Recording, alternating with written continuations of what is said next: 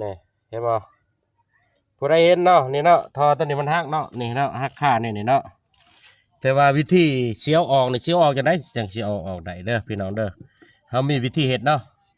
เด้อเชิญติดตามเด้อเอาดวงจะน้อยจะทายจังซี่เด้อเดี๋ยวลุงเฮ็ดเด้อเอากระตุกน้ำมันมาเปิดฟ้าพร้อมนี่เด้อพี่น้องเด้อวิธีเอาออกเด้อเดี๋ยวใช้เบิ่งเนาะอันนี้คอกน้ำเด้อนี่เนาะวิธีเอาออกง่ายๆเนาะนี่น้ำมันได้ช่างเด้อถอกก็ลงไปนี่เนาะถอกลงไปนี่เนาะปิดเอาไปใกล้ๆเด้อแล้วเขาก็เฮ็ดแท็กซี่แบบนี้พี่น้องเฮ้ยนี่เนาะเผาเนาะเบิ่งเด้อพี่น้องเด้อผลลัพธ์จะหน่อยเบิ่งผลลัพธ์เนาะมันจะเป็นอะไรเนาะ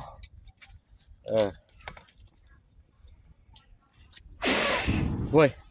ดวงมันลายโพดเซ็ตกูใหม่หมดแล้วโหดเอาน้ำมาโหดนี่พี่น้องใช่ป่ะมันใหม่ลายโพดกับบอดี้ไหนเนาะมันใหม่ลายโพดเดี๋ยวบอกออกโอ้ยแต่ว่าใหม่หมดเลยมันจะออกได้บ่เนาะพี่น้องเอ้ยงานเก่าจังนี่เนาะ